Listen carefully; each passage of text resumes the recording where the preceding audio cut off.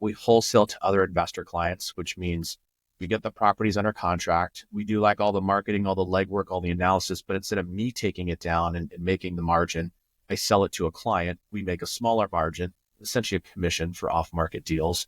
And then ideally, we then list those properties for the clients on the back end.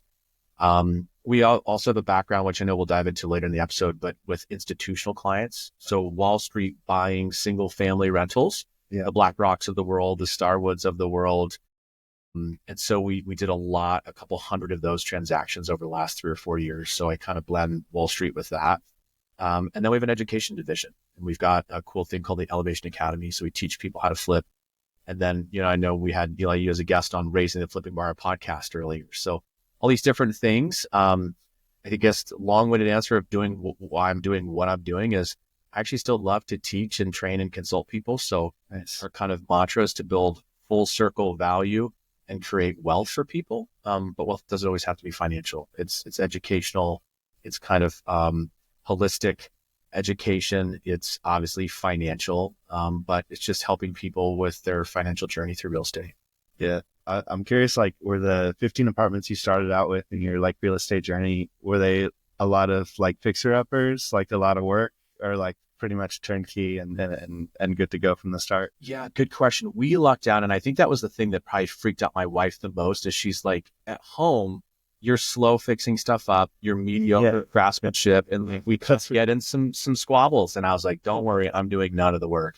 So I had to, I had to buy these properties as turnkey rentals. So for the most part, they were pretty done. Nice. But then when I got into flipping, I had to learn how to do it the right way. Is that common that they're done, or like are they usually like need some work? They usually need work. Okay. Normally you're getting a better deal if they're crappy and beat up and need work.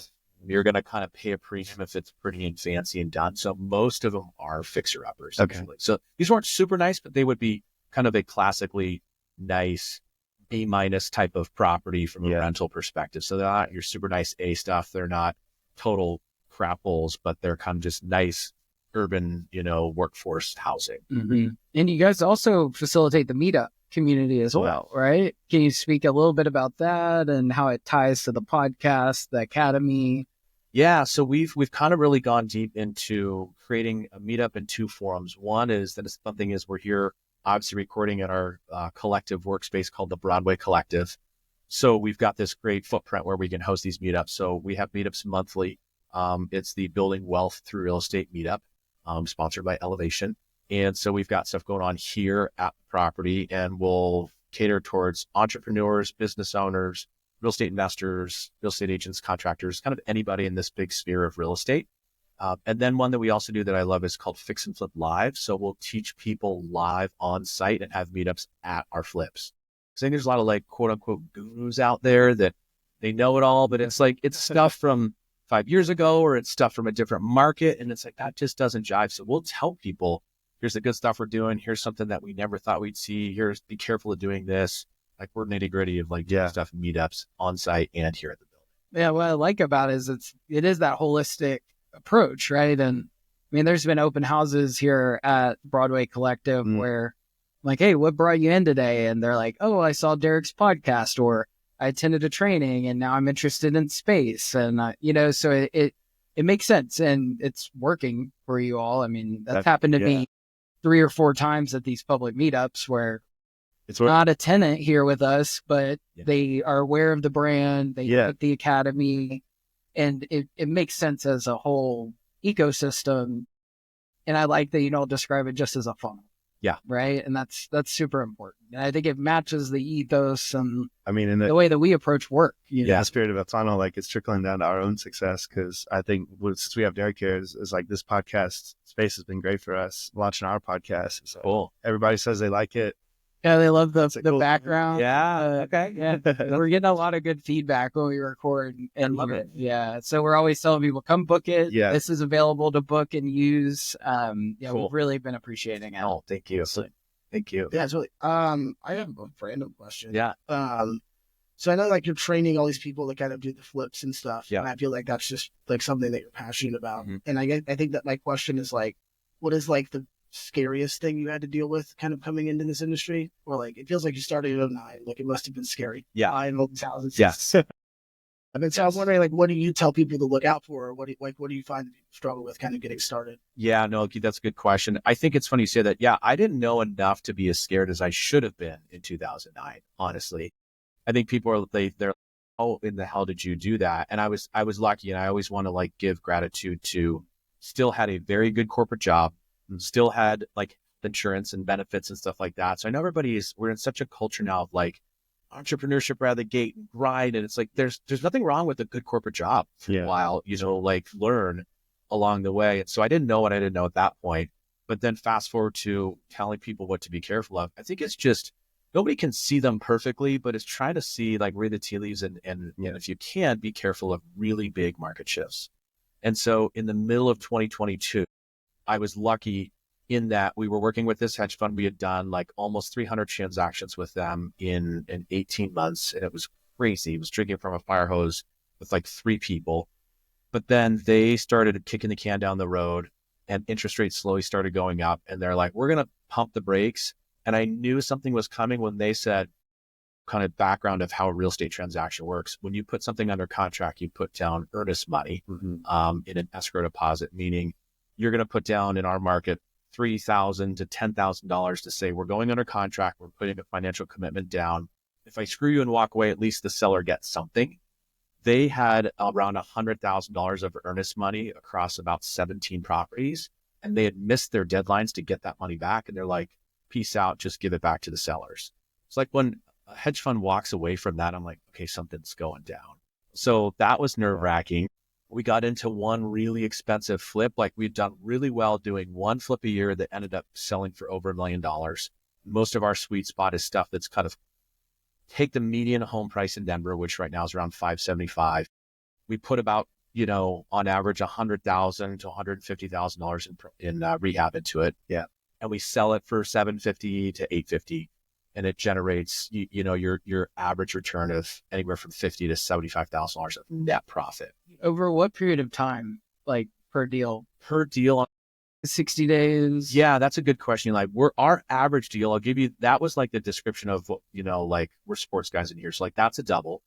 From a time frame perspective, that's 2 to 3 months of construction and then 1 month to sell it. So Cool. 2 to 4 months total from Quarter. like day you buy it. Yeah. So like per quarter, roughly. And then I just got my ass handed to me on one deal in Sloan's Lake, which is a cool part of town. It was only 4 homes off the lake. It had a lake view out of one window, a mountain view out of the other. And we thought we were conservative enough, and we just got stuck with the city making us take 5 more months to permit it, and the price swinging down $100,000. So I lost 6 figures on that deal. And that definitely was a freak out moment. So it depends on what market cycle you're in, but that was like what we try to teach people is like, every deal is not going to be amazing, and you got to be prepared for that. Right. Yeah. Some part of that has to do with like what's in your control, right, and what's outside of your control. Yeah. And kind of being able to navigate, okay, I can't control the city. No. Regulation. Or I can't control the broader market. Yep. But what's the domain that I'm good at? And something I recall from our podcast together is thinking about how to know kind of what your superpowers are. How do you use AI? Yeah. And so kind of harking back to the podcast that we did together, just a quick plug Sure. for that episode. What's something that was really memorable from that discussion, or anything that you want to share about that episode? And we'll link to the show notes. And no, totally. I appreciate that. I think it was really cool hearing your perspective and you guys being so highly advanced in the AI and consulting world compared to like us folks in real estate. I think we're totally behind the 8 ball, but how, to me, it was such a technological and analytical way to look at AI. But you guys, and in our episode, you guys talked about creativity. And I thought that's a cool thing that I wasn't prepared for. I didn't think about. And off camera, we talked a little bit about like, I'm not the most creative person. So it's not like I'm using AI to help me make art. Yeah. But it can. And like, that was mind blowing to me. It's just more like, oh, how can we pull fast comps, or how can we analyze data quicker? It's like, no, that's not all of it, So that was really a big takeaway for me, is the creativity aspect. And you guys are so thoughtful about that. So I will say, I just watched the Super Bowl with these two guys, and it was so annoying. With every commercial, it was them to just be like, That's AI. that's AI. Yeah. That's AI. Okay, I wish I would have done that. That's AI. Yeah. should have made it to Like the guys who has like the hats made of skin. That was the weirdest thing I've ever seen. That was creepy. The seal on a seal. I don't know. Most I like that one. Eli was like, "What is that?" I'm like, "A seal on a seal." Seal on a seal. I think, but to your point though about pulling fast comps, data ingestion. When I think about working with these two guys who are much more technically, adept, and they apply creative solutions to those types of problems. And I think that creativity can manifest in many, many different ways, right? Yeah. Using AI to make marketing material as a real estate agent, which I know is a big thing, right? They have to use Canva. They have to put social media content out, right? Be present in their communities, branded giveaways at Halloween, Christmas parties. I mean, creative production in individual real estate is huge. Yeah. And it's a big business for Canva, particularly right now. It's like a major demographic of their customer profile are teachers making content for schools and real estate agents making content for their marketing, which is really interesting. Yeah.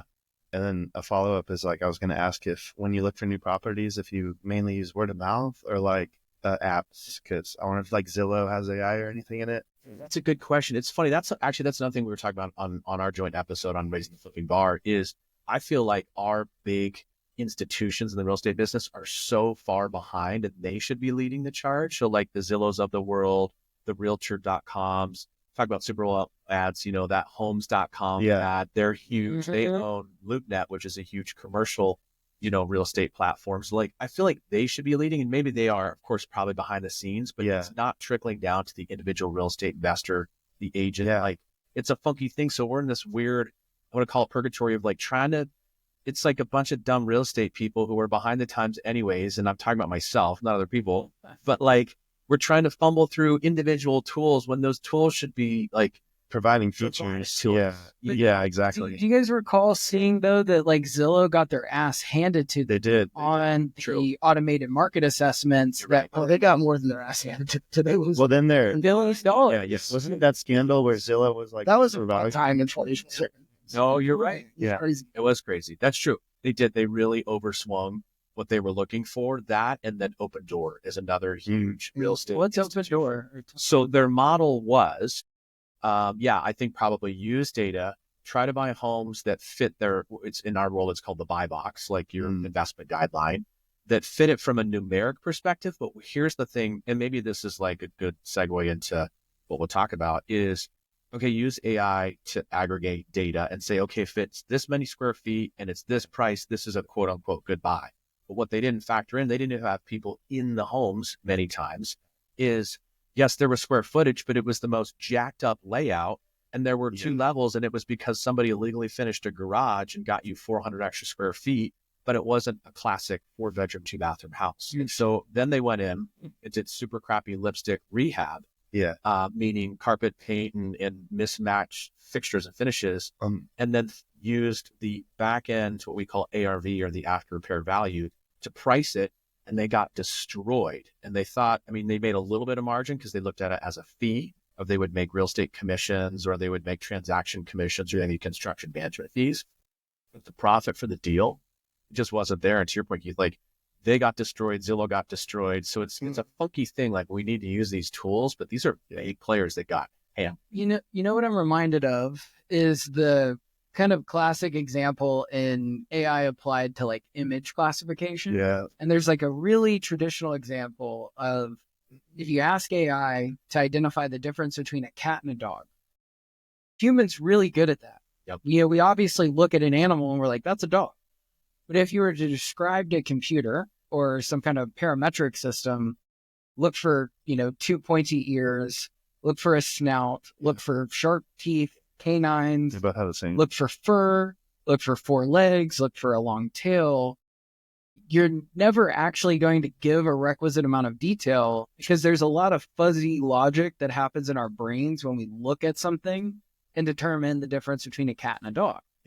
And now AI is getting really good at that. And actually now with the way that these systems are progressing, AI is really great at that fuzzy logic in many circumstances or situations, right? So what I'm really interested to dig deeper in on this topic is that kind of problem when we think about, okay, why did Zillow, Open Door, and these companies doing like Zestimates and, trying to analyze the market and do these mass purchasing kind of schemes or strategies, why are they failing when you think about them being a set of parameters that might indicate a buy? I mean, when it still requires like that intuition or that fuzzy logic to say this is a good layout. So I'm curious. I would definitely say or my interpretation is Yeah, go for it. I forget my thought. 'Cause I think it was two that I think the most obvious one, it was just like one of the more fun side effects of the zero interest rate environment. I mean, that was crazy. People are over their skis. Everyone just had way too much money was going into companies. It was insane. Yeah. Like they had just enough. They literally could have lost $1 billion and they got away with it. That's crazy. Right. And they're still in business. Still thriving. Yeah. And then I think the second thing is just like almost like hubris around the data they collected. Yeah, like I feel as if like there could even be like they probably didn't put as much thought into like local data sources and even boots on the ground and kind of like the probably so. like the local part of real estate, the part that's like Yeah. No, I think that's it. I just think from like an ethics perspective of protecting the consumer and also like making Zillow more successful. AI is so good at like, you'll see these like real estate advertisements for like cheaper places. They'll use like the fisheye lenses to make like the room look bigger. And like you said, like just do carpet renovation and stuff that is kind of putting lipstick on a pig that you can't tell. And you could totally use AI to like validate whether it's a good apartment or not. And like they can use algorithms to like find if a fisheye lens was used, stuff like that. So, and I think that they weren't collecting the right data, and it was oversight of how much data they had, and the things that they can do with AI, they probably weren't even on their radar. Mm-hmm. Mm-hmm. Right, like they basically had enough data that they probably ran simulations on it over and over and over again, and just kept coming up good. But that means their data just wasn't. Their data What wasn't was there. actually happening. Yeah. Mm-hmm.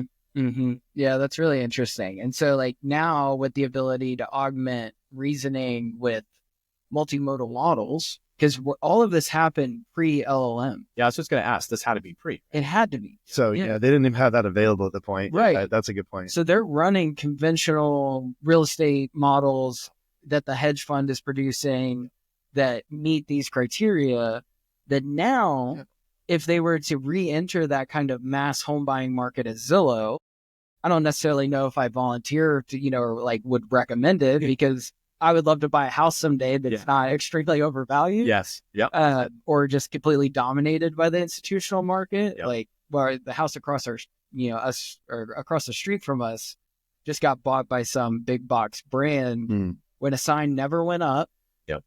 Never hit the market. Dang. They came in, fixed it up, family, moved out, and now there's renters looking at it, and you never even knew that property hit the market. Yep. Right. Yep. And like, I think that's problematic for, millennial home buyers looking to try to build some generational wealth. Yeah. So that being said, if Zillow were to re-enter this space or other players looking to use AI to make a similar play, I think image data is now able to be leveraged in completely new ways in these comps. Look at the layouts of the house. Right? Floor plans might be able to be used by these multimodal Robot straight up. Yeah. right? Like a scenario around Denver. Sure. Oh, Absolutely. I mean, we've got the Google cars driving around doing the mapping. So why not, exactly. send somebody into the house? Yeah. What else? What other data should like in that multimodal lens? Like if we have image information, video from the collection. Yeah. What other? I'm stuck thinking about every time Keith used Google Maps, he drops in on a canoe somehow, and like he's always on a boat. I don't know how he does it. That's It's a spot with boats are. That's awesome. So, kind of getting at the BlackRocks of the world, the hedge funds of the world. Let's get into a little bit of that difference between, say, like residential retail investor versus, say, the Wall Streets that are now entering this space. Yeah. I learned from you that these institutions are buying up more individual single-family properties in bulk than ever before. Mm-hmm.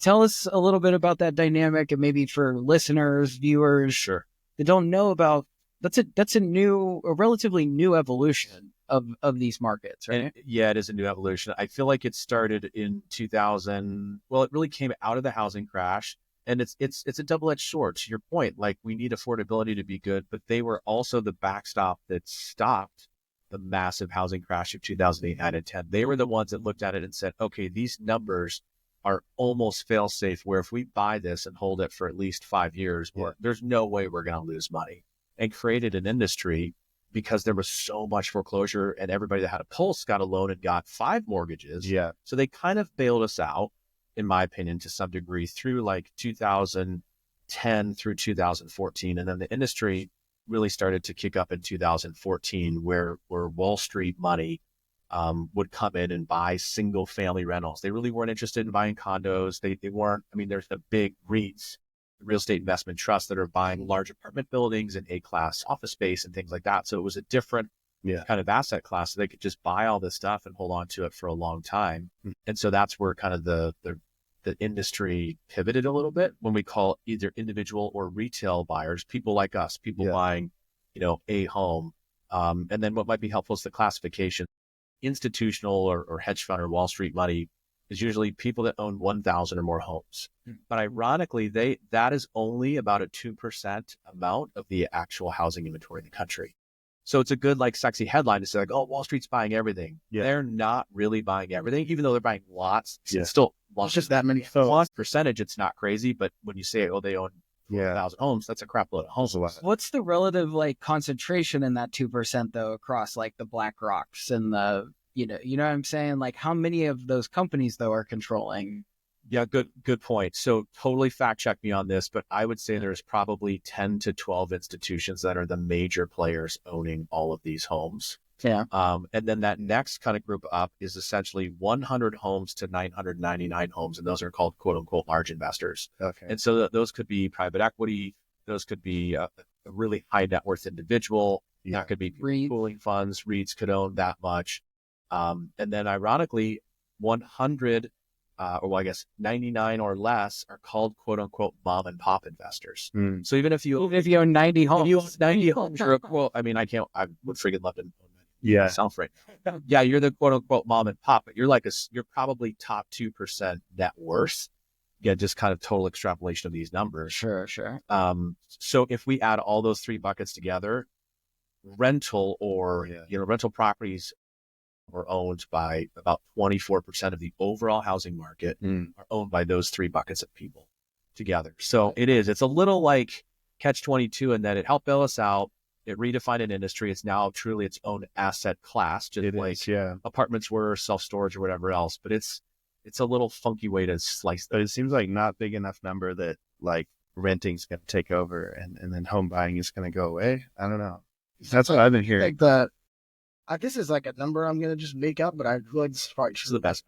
Mom and pop. The mom and pop ones are probably the largest class of billionaires, or millionaires, not billionaires. Oh, totally. Very specifically, like that's probably the largest class of millionaires in the U.S. I would imagine. I would totally agree. I have seen stats out there that say that 90% of millionaires either made it because of real estate or have real estate as a big piece of their puzzle. Yeah, hands down, because you can use leverage. Like, you can leverage in the stock market, you can trade on margin and stuff like that. But people are very okay with just a classic mortgage for a rental property. Yeah. It's straightforward. It's fixed 30-year debt. Like, it makes perfect sense. So I think you're people have been buying that for 200 years plus in the existing formats. So that's interesting. Yep. That makes sense. Yep. Correct. So let's talk a little bit about going up the ladder. What is the difference between the problems for the mom and pops of the world and as you scale up to owning, let's say, 1,000 plus homes? Yeah. If you're owning, managing, selling, flipping a portfolio that's 1,000 plus, what are the distinct differences in the way that those types of businesses may be operating? Tool sets, processes. Tell us a little bit about those distinctions. Yeah, I mean, I think that just from my personal experience, when I hit 15, they, kind of our role, we call them doors, whether it's a single family home, a duplex, a fourplex, whatever. When I hit 15 doors, I ran out of personal time. So I then had to hire a property manager, and that manager managed all the day-to-day of rentals, whether it's the toilet breaking, whether it's collecting rent, whether it's re-renting it, whatever. Dog tore something up. Exactly. You got to have a property manager do that. And they're a huge key piece of the puzzle. I think that's honestly one of the subsets of real estate that's probably the furthest behind is integrating technology and especially AI into the property management component of it. So I think that's a big piece of the puzzle. And then I think once you get to probably 50 or 100 units or more, you're really talking about a business. Yeah. You know, it could be a laundromat, it could be a consulting business, it could be a restaurant, but like you have staff, you have multiple layers of management, you have to run a really good business, and it just happens to be in real estate. And then if you go way up the food chain, yeah, you start talking about multiple layers of service providers that are managing, you know, there's a property manager that's managing thousands of units. There's probably accounting companies that are doing the accounting and the books on all those things. You've got classification of people called asset managers. Those are the people that manage the asset, obviously, but they look at it. Where do we buy? When do we sell? When does it make sense to dump renovation money into this versus, you know, sell the property on the market? So yeah, it gets kind of complex really quickly, even though it's to the quote unquote mom and pop up to 100 homes. Now, the one concession that I'll make for these institutional organizations that may own 55,000 plus homes. This is just a personal anecdote. Our rental, right, it was previously owned by Pathlight. Pathlight owns 55,000 properties across the U.S. Mm-hmm. Signed a lease, you know, or visited, found the listing, checked it out, signed a lease, never interacted with a human. Yeah. It was phenomenal. Yeah. It was great. Self-tour. Yeah. Hey, we're good to go. Put down a deposit. The experience was actually very pleasant compared to the mom and pop on Craigslist that had a good rental, interesting property, but I'm like, I don't want to rent from those folks. Yeah. Right. And so if they had never met me, Yep. I actually might have bought, you know, or gotten that rental. Mm-hmm. That being said, Pathlight just recently sold our home to Tricon Residential, which is another large property holder. They're slightly smaller. I don't even want to venture their total count because I couldn't find it. It's big. In that instance, you know, we were told, hey, your property is changing management and ownership. No worries. You're handled. Here's an info packet. 3 days later, we got the new application that connects to the smart home features for security, control the, you know, the AC, schedule garage door opener, those kind of things. Sign up, billing and utilities immediately moved over into the new system. It was fucking fantastic. Yeah. No problem. Yep. So when I think about the economies of scale involved, I'm actually liking what these institutions are offering us. Mm-hmm. Where in Austin, we rented from Americans Home for Rent, which also is another major property holder. I think they're at like 18,000 homes across Texas and other states, maybe more now, most likely more now. Rents stay relatively expected in terms of increases because they have scale. So I'll take a $50 rent increase instead of my previous individual landlord that came at me with a $200 rent. Yeah. I don't want to come across as a total critic of the institutions entering the space because I do think I'm having great experiences with them. Right. I think that well said. Isn't like the biggest question about the institutions owning it is that it takes like the wealth away from the people that own them. Is that even true? Is my question. Is that like happening, or is the rent going down enough to justify it? Or is that, or like you said, is it only 2% of the homes? If it's 2% of the homes, that's kind of where I would lean in that argument that I don't think so. As of right now, started to see data, and I've heard an argument that we are leaning more towards a European model where home ownership is very, very low. Or let's talk about London as an example. Like you have to be a third generation person to get grandma and grandpa's house to afford a $3 million flat that's probably pretty shitty anyways. Right. So I don't think we're anywhere there, and I don't think we're swinging there. But it's also an administrative thing too. So like if you think about it from the Bush administration, his whole mantra was everybody should be a homeowner. Yeah. Well, I could argue that maybe that was part of the reason why everybody got a mortgage and everybody had a house. And then you swing back to like crazy subsidies and driving up inflation. So there's a lot of pieces to the puzzle. And I think you bring up a great point. Like it's all about the user experience too. There are people, we're trying to help a transaction right now with a good buddy and colleague, and he owns 18 homes in and around University of Denver. And he's a really smart, savvy guy, and he's trying to figure out what he wants to do in the homes. He bought it from a guy who is truly the classic slumlord, meaning that the guy had bought 1 or 2 homes every year for the past 20 years. Yeah. I'm sure his basis was like $150,000. So even his total crap holes, they're worth $500. And if they're fixed up, they're worth $800 all day. But the guy before my buddy, was not fixing anything. It's not safe. It's, to your point, hitting the $250 increase because market rate went way up or whatever. So yeah, there's some give and take, I think, to mom and pop crappy landlords, just trying to do the right thing and take care of people or, liability. Yeah. So, I mean, in the individual situation, reach out to a landlord about brick spalding that I was concerned about. No response. Get sent a paper that says they have no obligation to inspect it. Yep. And that's that. Versus when you have, larger organizations, processes, procedures, relevant, timely responses, service level agreements to respond to, maintenance requests within 24 hours. Like operationally, I think they're just more ready to handle rental requests. They have all these procedures in place to keep them in check.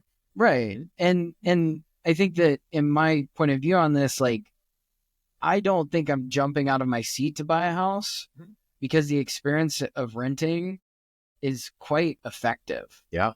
Your mobility, you don't have the maintenance overhead or the obligation, the tax obligations, although much of that is passed on to the renter, right, in the form of your rent. But in terms of like short-term outlook versus long-term outlook, I think there's always going to be such like a hyper-personal opinion about home ownership, what my goals are for my wealth. If I put it in Bitcoin, am I going to get a greater return than in property, right? Sure. Right? Like these are all individual calculus, that we each run. What a scenario that you put yourself in there. Yeah. They're going to Bitcoin or buy a house. Right, and that's the extreme. I mean, Bitcoin's outperforming the S&P. It's outperforming the real estate market. Yeah. I mean, over the past 10 years, it's crazy. And so when we think about these like super cycles that happen, housing crash, now we're on a long tail again, higher interest rates, like there's really no telling where it's going to go. Like, I don't want to venture into the land of trying to like future cast. Yeah. But I do want to come back to when you have these layers of asset management, you've got people focused on acquisitions, managing that portfolio. What are you hearing from those folks about their horizons of AI? Do you have any insight into how they're employing it today? What are they doing with their models or even just operationally with it? Yeah, that's a good question. I wish I had better answers, but maybe what would be helpful for your audience is we're still seeing a lot of intermediaries that are running things from, let's say, the top level of the actual money and the capital and the ownership. But for them to operate these things at scale, they're working with intermediaries, meaning they're companies that are doing the analysis and the underwriting. They're doing potentially the property management. They are doing the asset management. So there's people that want to stay with just truly like, the BlackRocks of the world that probably want to just really manage their money and find and earn yield versus the other folks out there that are kind of the middle people, if you will. So I think it's weird. They're then keeping all that information close to the vest. I think the funds and the institutions that are doing the best are then tapping into local partners like us who have the boots on the ground, who have the experience, who can tell you, hey, apples to apples and side by side, these two homes, you don't want to buy this one because it backs to a major road and it's actually near a school, but it's super insane during pickup and drop off. Backs up. It's terrible. It's not like, oh, Johnny and Janie can walk to school. It's like, no, for a single person, because it's a 2-bedroom house that probably don't have kids, they don't want to live there anyway. So it's like, I think those are the ones that are succeeding, but I wish that they would give us the secret sauce to a degree, but we're kind of kept weirdly in the dark. So we're trying to say, how can our little boutique company be the ones to help integrate AI or create systems to make the intermediary's life easy, and then we win the business. So I wish I had a better answer of like, they're using this software or that tool, but they like keep it super close to the vest. I mean, that's a good I mean, it's our bajillion dollar idea of come up with that solution. They have to be doing it, but sometimes they're not doing it very. That's a major blocker to integrate AI is if they're keeping data close to the vest, AI needs data to be able to be integrated. Sure. Absolutely. But I think it speaks more to like a closed data environment we head towards with AI. Like data used to be like people were really pushing for APIs, opening things up, and like allowing people to have access to this type of data to come up with new things. And now with AI, I feel like we're headed towards like a winter where everyone's going to start locking up data. I could see that. Yeah, that it's going should be the thing that differentiates you. And the service offering, to Derek's point of all these third parties, you might get access to that data because you provide a premier service. You're getting great returns. And then it's kind of like okay, here's the next level. Like, Yeah. probably provide a service to you with the data, but yeah. Right. Sure, data, but yeah. Yeah, that's interesting. So I'm curious with what you guys are focused on at Elevation, how are you seeing AI come into your work then? Like, what are you most interested in this year, right? It's mid-February. We've talked a lot about AI is permeating everything from operations, the marketing aspect, the getting your name out there, cutting podcasts. Where are you with it on your roadmap? Yeah, that's a good question. I try to kind of put it in three different buckets. I think the first one, and to me, we always have the philosophy, and that's lead with revenue. So if we can obviously make money, That's a damn good philosophy. I thank you. Not really earth shattering there, but it's like we can have all these fun bells and whistles, but if we can't afford them, it really doesn't matter to me. So it's like, let's lead with revenue. So to me, it's big picture analysis of data so we can make good investment decisions. And it's being able to help do lead gen. So if we can find good deals, we can analyze them and make sure they're good opportunities. That's like the pinnacle for us. But not really far down the list is content creation. I feel like to your point earlier, like there's real estate agents and there's some agencies out there that do a good job of helping speed up. I shouldn't call it generic, but like it's called traditional real estate content. From my seat as an investor, and actually dude who doesn't have his license, even though we have 8 people who are licensed that work with us, it's about really creating unique and cool content at scale without paying an arm and a leg, and making it great. So that's something we're really working on and trying to figure out.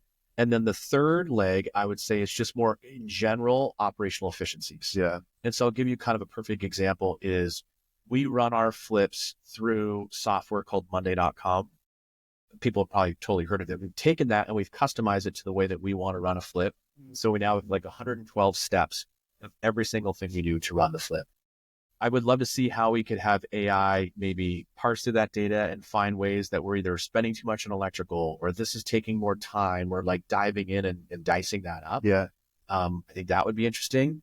And then our project manager, Travis, he is implementing a new piece of software that uses great AI called Company Cam. And the cool thing about that is our process used to be meet there weekly. Mm-hmm. He'd be at a flip probably twice a week. I'd be there once a week, just double checking things. And he would take physical notes. Okay. He would type those notes. He would send them to the contractor. Sometimes that contractor may or may not look at them. Yeah. So now what he does is with Company Cam, he just does tours on his phone. Yeah. He obviously gets all the video.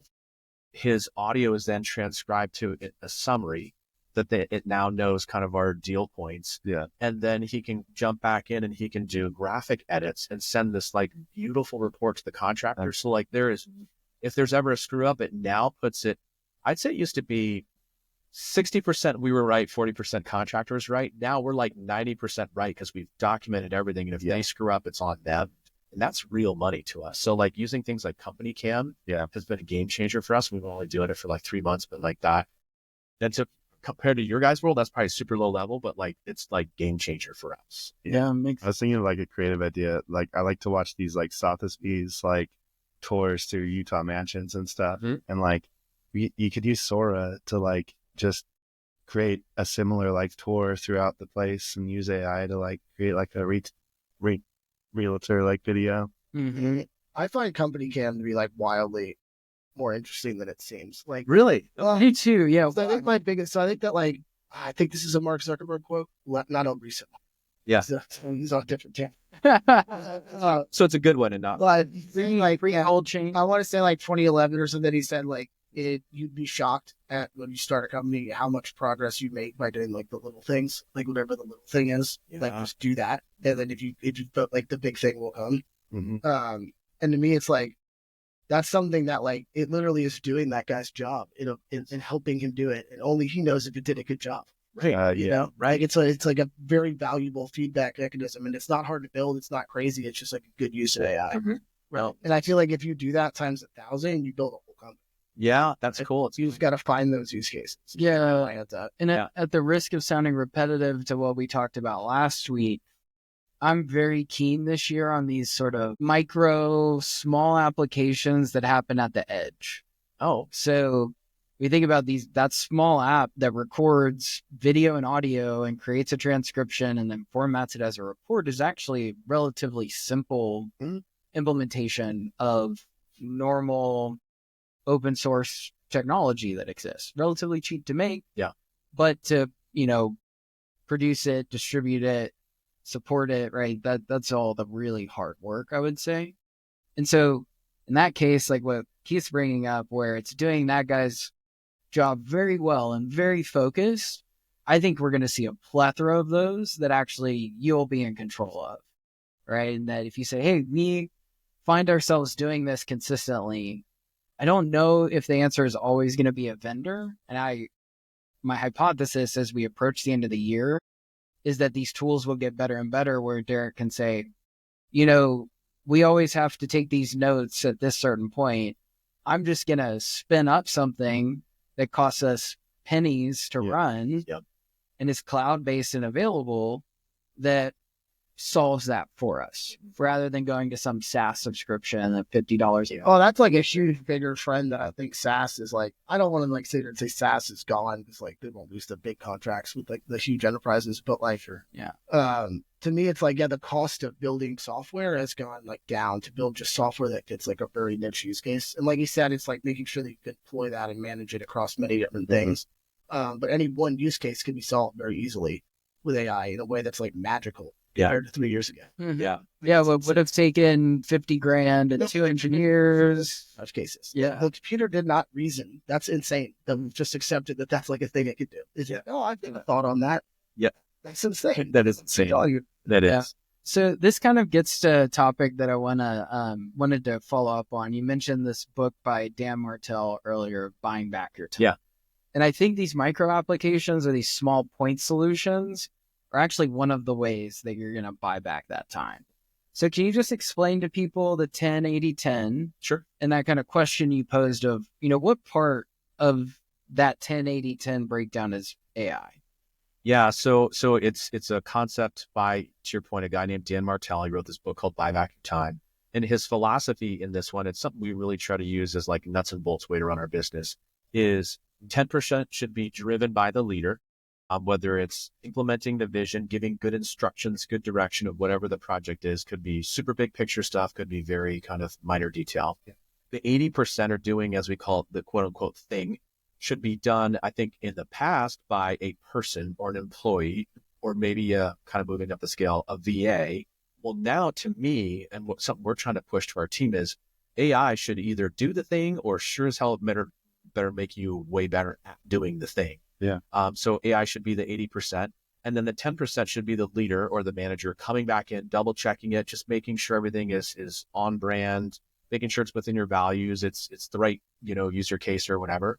So to me, that is going to be instrumental in doing big picture things, super simple things, but that 10-80-10, how can we make AI integrate in the middle of that? And a simple application for us is when we list a property on the market to sell, when we're done flipping it, there is a, description of the property.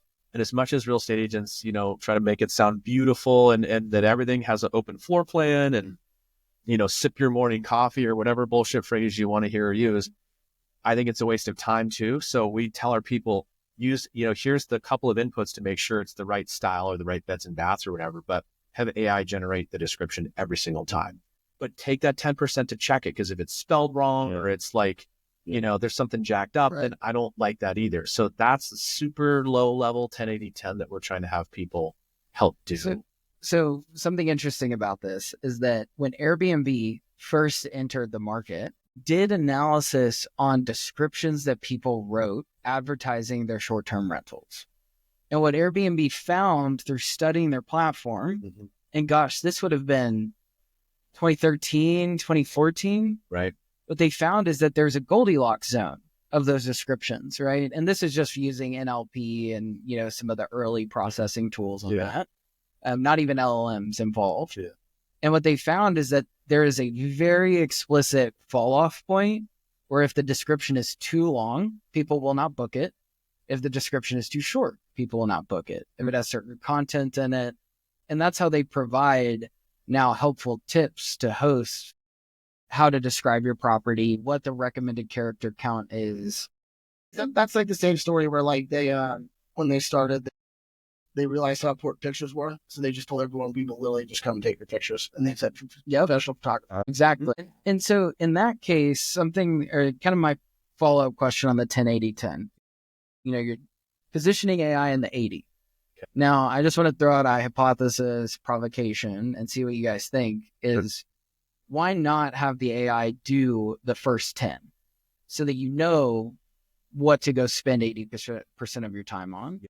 Or conversely, why not use AI at the latter 10 to ensure accuracy, correctness, relevancy, like in the Airbnb kind of case? So yeah. Could you see AI sitting as the leader, yep. helping express what to go do and focus on? Could AI play in those other 10? To do the whole thing. Or you get to focus on the 80% to use your time the way that you want to. The majority of your time is spent on things that you want to focus on. Yeah.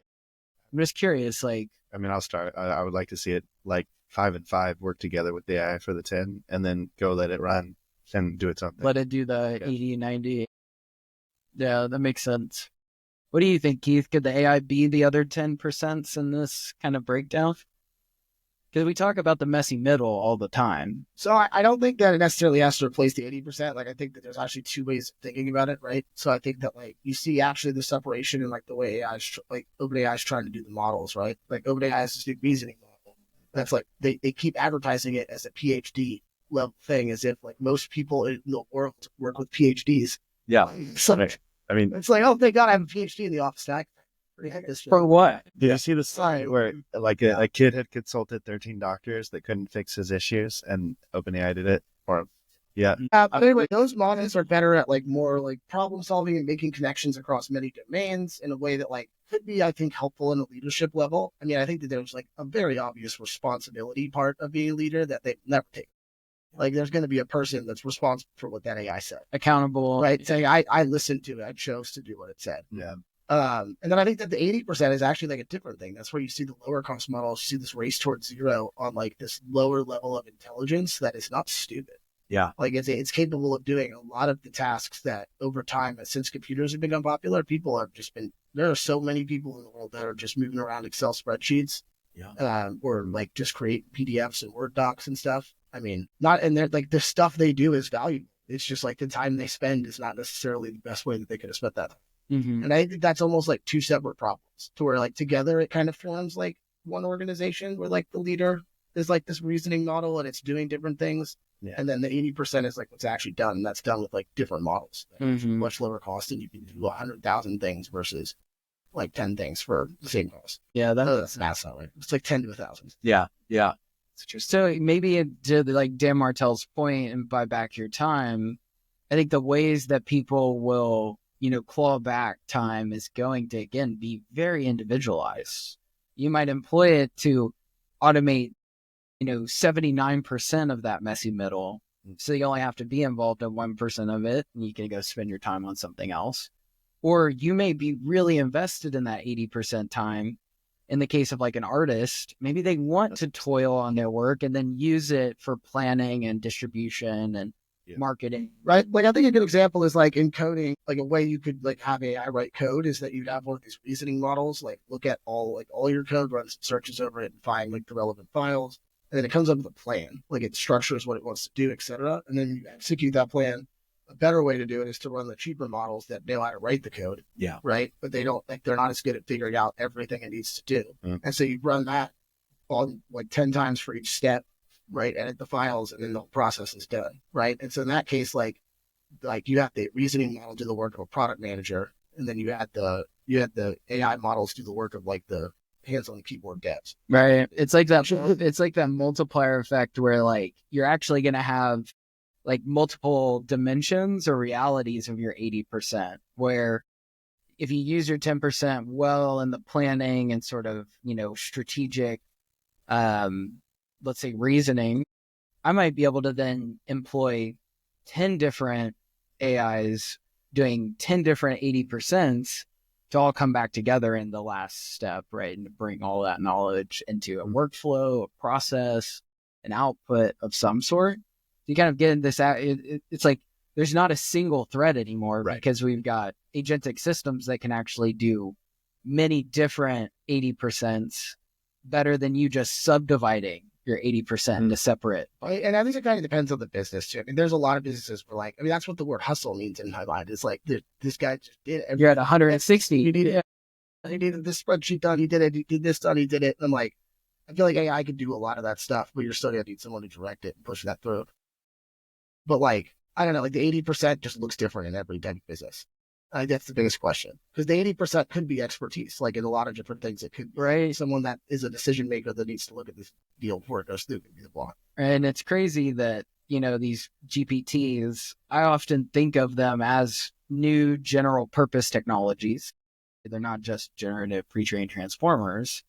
They're like a new form of calculators, a new way of communicating, like the telegraph to the phone. We now have something that actually can broadly apply to any 80% that you task. No, that's why I consider it more to like the invention of electricity, where like they invented electricity, the ability to generate power, and they're like, "Fuck, do we plug in?"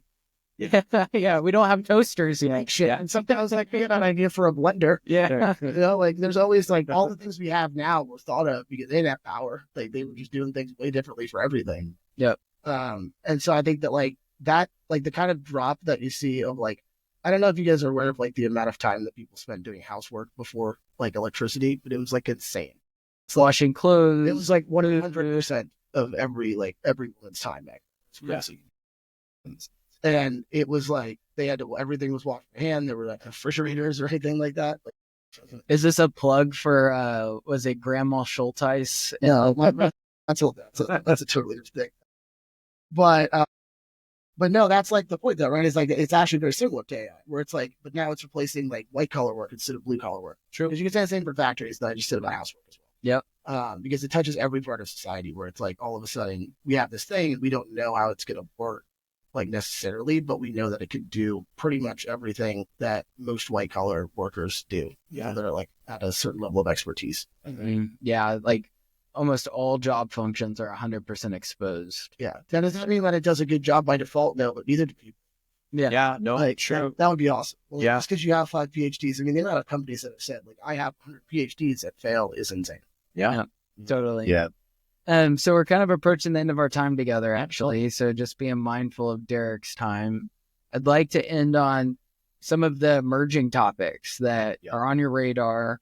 What do people need to be looking at with respect to real estate, artificial intelligence?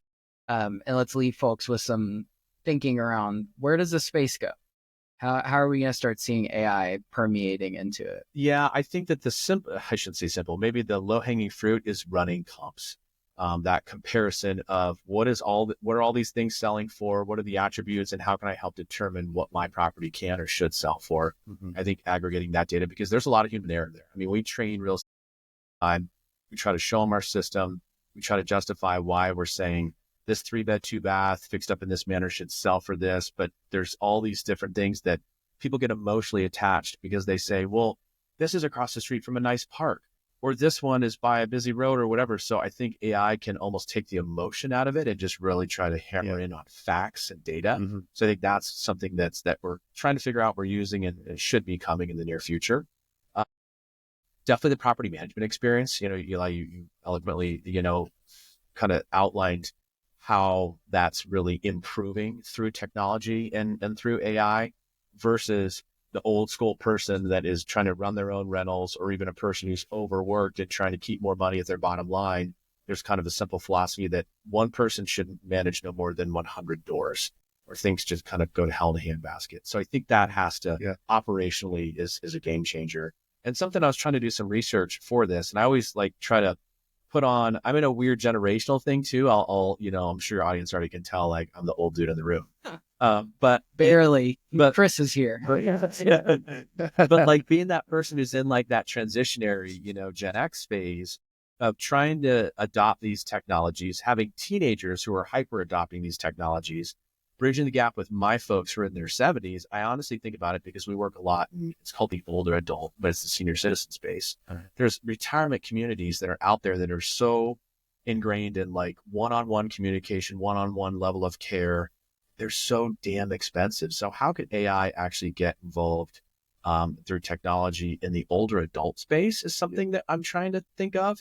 And I'm also trying to think of areas that haven't been tapped, if you will. But I think that again, to improve level of care, to improve efficiency of, showing that grandma and grandpa could move into this facility that needs this care, this price point, this location. Like, I think that's an interesting, I don't know, thesis to explore, is the older adult space. I don't see people using it much. There are institutions that own, lots of senior communities around, but there's also people that own them individually. So I think that one would be really interesting to explore, because I don't see anything out there. And it seems way counterintuitive, but it's something that just was like my little thing. I was like, wait a minute, this is a thing. What's funny about this is one of our engineers, Bobby, this was, I think 3-4 weeks ago, Bobby came to me and said, I had an idea.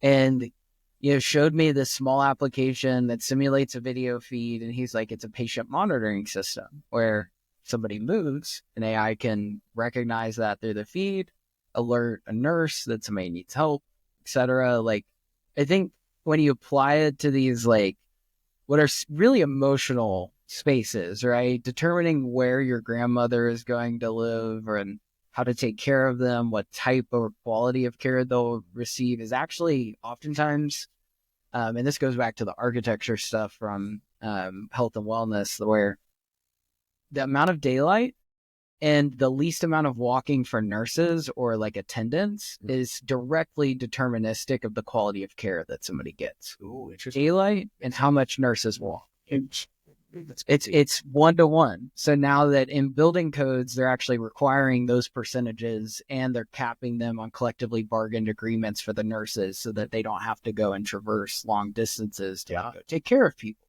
Yeah. That's a place that AI could be super helpful in saying, hey, these walk distances and these layouts are not conducive for high quality care. Right.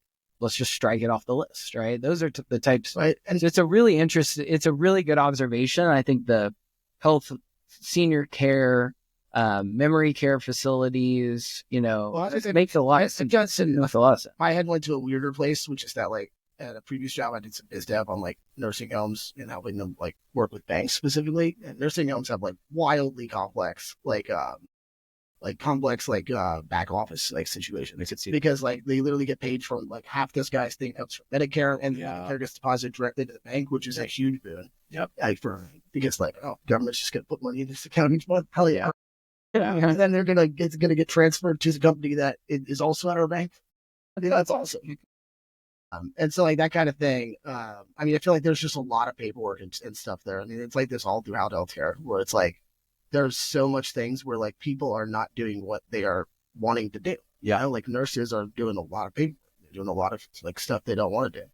And they can't just do the thing they think we're trained to do. Yeah. Just care about people and help people. Yeah, absolutely. And that opportunity is even bigger. Like, there's so much stuff in nursing homes, particularly if people own. And with the demographic cliff we're facing, where it's only a growing problem for the next 35 years while birth rates are still declining. Like it's a huge demographic cliff in real estate, the education market, higher ed. Like, there's gonna be a lot of empty seats in schools coming soon, right? And eventually empty seats in nursing homes as well. Yeah. No, that's really well said. I mean, they call it the silver tsunami, which is just this huge generational transfer from a physical standpoint and from a wealth standpoint too. And so it's like, how can we use that to provide the best level of care at the right price at a streamlined system? Because, I don't know the right data on this, but it's probably not this massive influx of nurses that are wanting to work in these facilities. Yeah. So we got to be more efficient with what we're doing to keep that care up. So it's like, there's got to be a way to integrate that into the older adult senior community. Yeah, that's super interesting. I know we latched onto that one. Is there anything else that you see as like a trend or emerging besides what you shared so far?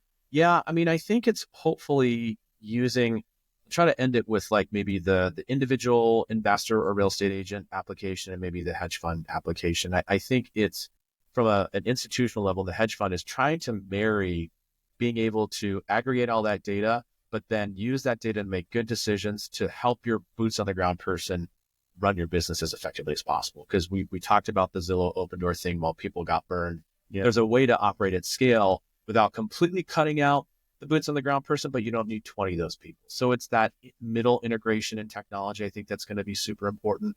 Again, everybody keeps holding it close to the vest. Maybe that's why they're good at what they do and they land these big contracts of being these intermediaries, but how can we bring that down to people like us, like mom and pop type of investors? And then from an individual person's perspective, something that I kind of jotted down as a note is when we went through COVID, there was a good 2-month period where obviously people lost their minds. We were all freaked out. Nobody knew what was going on. And I, at that point, owned 3 properties I was flipping. One of them was supposed to be permitted by the city and county of Denver, and they wouldn't send anybody out to do inspections. So like, am I going to just sit there and wait for either 1 month or 1 year for the city to open back up? Like, I have carrying cost. I couldn't do it. So we just did permit quality work and finished it. And then there was a 2-month moratorium on actually doing showings. And so to me, it's that technology. I'm like, how the hell can I sell a house when there's no showings? Like, yeah, there's some ultra wealthy people that'll buy a house sight unseen, but how do we really dive into, which is funny, we've had it around for a long time, but like really good virtual tours, better virtual staging. I was going to go, again, dating myself, like Lifestyles of the Rich and Famous, Robin Leach, like taking people on a tour of my house and like really showing them the craftsmanship, the quality, doing video, like going the next level. How could technology and AI like really integrate from a retail perspective? If another pandemic comes, or again, to your point, you like the experience of not having to deal with property manager that you're waiting to be late because he's getting a Starbucks or whatever. Could we do it, and sell houses that way? Yeah, I think that's totally on the forefront, even though we've had a lot of these pieces of puzzle for 8 to 10 years anyways, but we like kind of coasted on that technology. We need to like re-energize that versus here's a regular 3D tour. Like, that's not that sexy or that. We got to go next level. Super interesting. Well, thank you so much for sharing your insights on the space. Thank you for being a great building manager. Shout out to Anne, your partner, and everything she does for the space. It's been a pleasure being here for 8-9 months now. So thank you for joining us on the podcast, sharing your insights about elevation, raising the Flipping Bar podcast. We'll make sure to include that stuff in the show notes. This has really been fantastic. So thank you. Absolutely. Thanks for having me, guys. It's been super fun. Yeah. Thank you. Awesome. Stop.